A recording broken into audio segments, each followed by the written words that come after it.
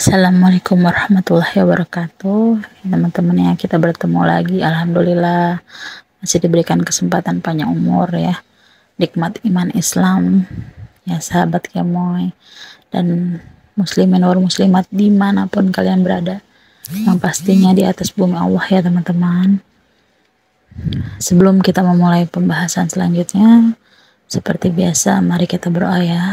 Bismillahirrahmanirrahim. A'udzubillahi minasyaitonirrajim. Semoga tidak ada perkara syaitan yang menyertai pembahasan kita ya teman-teman ya. Pada pembahasan kali ini insya Allah kita akan membahas tentang 3 cara menghadapi masalah hidup. Bukan masalah hidupnya hanya 3 ya teman-teman ya. Insya Allah 3 cara ya, bagaimana sih secara islami, 3 kiat ya, dari sekian banyak kiat dan cara kita rangkum 3 dulu ya teman-teman ya, insya Allah pada pembahasan kali ini. Teman-teman, suka kita berpikir begini, ya Allah, kenapa sih hamba ini suka diberikan ujian? Ya Allah, kenapa sih saya ini tidak dilahirkan jadi anaknya si Fulan bin Fulanah? Mungkin kalau jadi anak dia saya nggak susah kali ya. Mungkin kalau saya jadi dia, saya lebih enak kali ya hidupnya. Pasti dalam hidup teman-teman pernah ada singgah di hati teman-teman. Yang kalau belum, mudah-mudahan jangan ya. Perasaan-perasaan khawatir, perasaan-perasaan berlebihan yang ketakutan ya teman-teman ya. Tentang yang namanya ujian teman-teman. Mari kita bahas secara islami teman-teman. Sekarang mari kita berpikir teman-teman. Allah itu mendatangkan ujian bukan tanpa sebab, bukan tanpa ada dasarnya teman-teman. Pasti ada. Pertama, Allah itu maha cemburu teman-teman. Kok bisa po? Iya dong. Allah titipkan kita di rahim ibu yang baik ya, ditiupkan ruhnya setelah 4 bulan ya kan, dijaga kan. Ingat ya teman-teman, kita ini hanya titipan. Orang tua kita juga dititipkan rezeki berupa wasilahnya anak kita nih ya teman-teman. Semua itu punyaan Allah Subhanahu wa Ta'ala. Tetapi amat sangat disayangkan ya teman-teman, ketika kita kelak dewasa, mungkin juga ampu anggi ya, kadang kita suka melupakan begitu banyaknya rahmatan lil alamin dari Allah Subhanahu wa Ta'ala.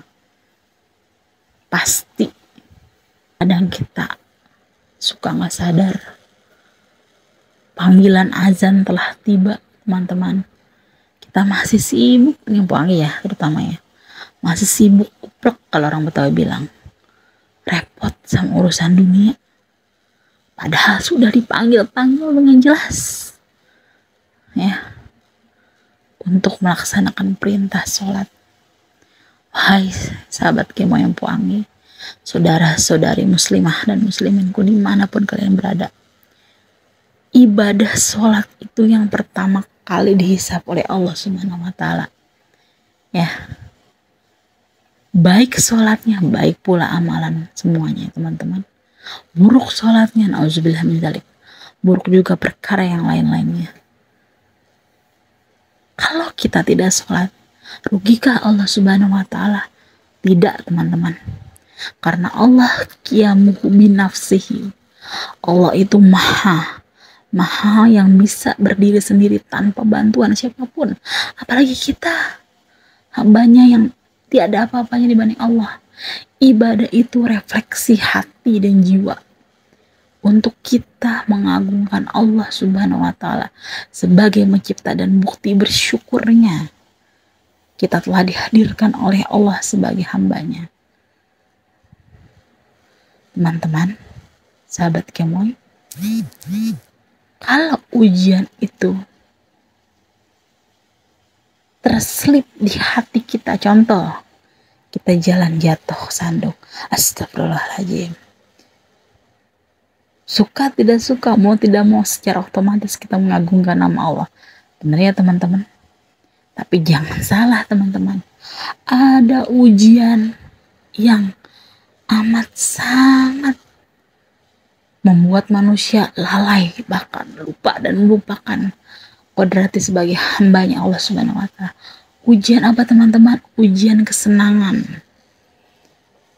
Ada orang yang dilebih-lebihkan hartanya, dilebih-lebihkan kepandaiannya, dilebih-lebihkan kedudukannya, sholatnya diakhirkan, sedekahnya dikurangi, zolim dengan sengaja pada saudara-saudarinya, kikir akan hartanya, malas berkata baik, gemar menggunjingkan saudaranya. Tapi kenapa seolah-olah dia tidak pernah mengalami ujian? Wahai teman-temanku yang dimuliakan oleh Allah Subhanahu wa Ta'ala, mereka itu sedang menimba-nimba ujian, tetapi nanti dipulanginnya atau dipulangkannya lagi di akhirat teman-teman. Itulah yang disebut istidraj teman-teman, ujian berupa kenikmatan teman-teman. Ini na'udzubillah luar biasa, membuat mata kita terlena, hati kita melupakan semuanya. Hati-hati ya teman-teman ya. Balik lagi pada pembahasan. Yang pertama, kiatnya sudah jelas, kita harus terus menerus ya bertawadu pada Allah Subhanahu wa Ta'ala. Ya Allah, jika hari ini hamba sedang mengalami sesuatu yang tidak berkenan mungkin di hati hamba, hamba ikhlas ya Allah ya teman-teman ya, setiap menerima ujian. Jikalau hamba hari ini terpandang buruk oleh sesama manusia, sesama hamba, hamba ridho ya Allah. Jika hari ini ya Allah, hamba belum bisa memberikan manfaat kepada orang lain, hamba hanya mendatangkan mudarat buat diri sendiri, hamba ikhlas ya Allah. Tapi tolong ya Allah, tolong bantu, bukalah segera pintu tobatmu ya Allah. Buatlah kehidupan hari ini untuk jadikan pelajaran bagi hamba. Ke depan hamba menjadi manusia yang lebih baik lagi, lebih berguna lagi, terutama kepada Engkau ya Allah ya Rabb, yang sering hamba lupakan. Itu ya teman-teman. Yang kedua, membiasakan diri untuk tidak selalu ya teman-teman ya baper, bahasa zaman sekarangnya mah. Kenapa? Oh kok berarti gak usah pakai perasaan aja? Bukan begitu. Baper itu bawa perasaan yang berlebih-lebihan ya teman-teman ya. Ya Allah, gini amat ya rumah tangga gua. Ya Allah, gini banget ya punya teman kagak ada yang beres. Teman-teman, yuk mari kita koreksi diri kita sendiri dulu sebelum kita mengoreksi orang lain. Teman-teman, akhlak kita tak seindah Rasulullah SAW. Tidak teman-teman ya. Nabi Muhammad SAW yang memiliki akhlak karimah saja teman-teman dibenci oleh paman dan bibinya, apalagi kita yang manusia biasa. Dipastikan teman-teman, kita pasti punya kekurangan, kita pasti terselingi dengan ujian-ujian. Bagaimana Nabi Ayub diuji oleh Allah dengan penyakit kulit yang na'udzubillah menjalik, hingga istrinya saja tidak mau berkata dengannya. Tetapi Nabi Ayub berpasrah sama Allah. Ya Allah, hamba terima dengan ikhlas ujian penyakit ini. Bayangkan teman-teman, bertahun-tahun Nabi Ayub mengalami itu semua ya.